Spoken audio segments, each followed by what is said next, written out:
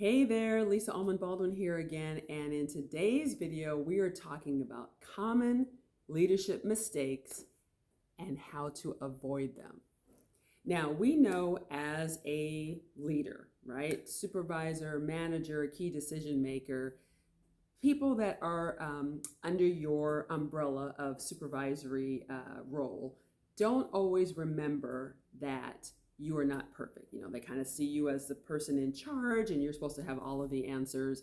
And, maybe they're not really looking for perfection, but they're definitely maybe thinking that you're going to get everything right. And there's no such thing. We all make mistakes and we all don't get everything right. But there are ways that you can better engineer your leadership role to maybe avoid some of these common leadership mistakes. So here are a few tips for you. The first common leadership mistake is mistaking comfort for motivation. Now, let's face it, there is a great deal of comfort in having a steady job and a steady paycheck, especially after all the furloughing and downsizing that went on with the pandemic. But those are not the only things that motivate people, okay? They want to feel valued. They want the opportunity for new learning opportunities. They want to feel a sense of camaraderie. So what you can do to help avoid this problem is to actually ask them questions. Like, ask them, what motivates you to come to work every day? Okay, what motivates you to come to work every day? Is there anything that they need from you or their organization to feel successful?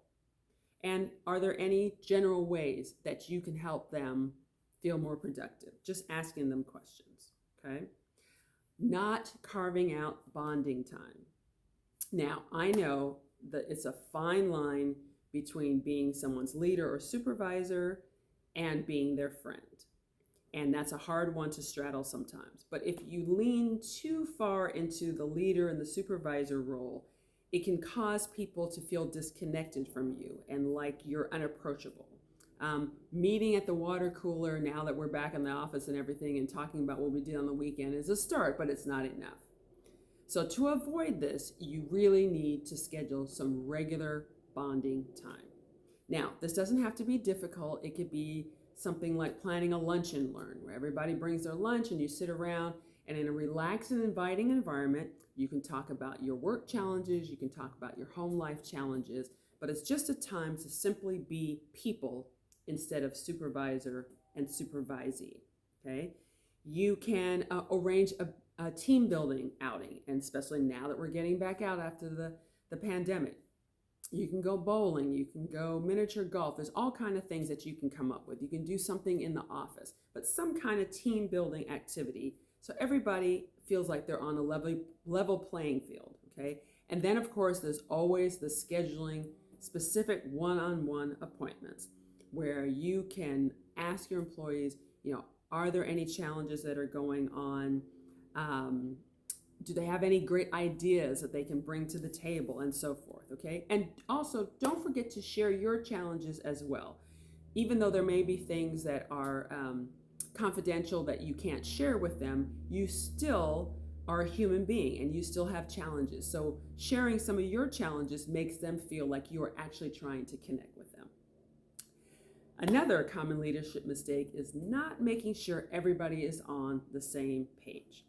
Everyone has different modes of learning and communication, and just because something was said in a meeting doesn't necessarily mean that it was heard that way. So one of the ways that you can avoid this is, instead of maybe you could just write down a recap of what happened in the meeting or what is going to go on in this specific project, people really respond to visuals. So maybe something creatively done or even a video, so that people can refer back to it and feel more connected than just dry words on a paper, okay? Because you definitely don't want to have confusion and frustration and something getting done wrong on a client project or event coming up, okay?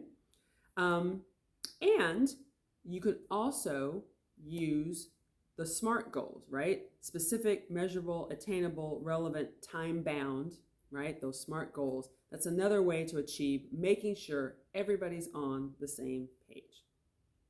Like I said before, being a leader in a leadership role is not easy, but if you can identify some potential bumps in the road ahead of time and have some strategies at the ready, you can navigate through with your people that you supervise with more ease and grace. I hope these little mistakes and how to avoid them were helpful to you. If you enjoyed this video, I would love it if you'd give it a like down below. Please leave me a comment. What did you think? Do you have any other ideas? Is there anything you'd like me to talk about in the future? And you can also hit that subscribe button and you'll get a gentle reminder when I post a new video. Thanks for listening. I hope these help and have a wonderful day.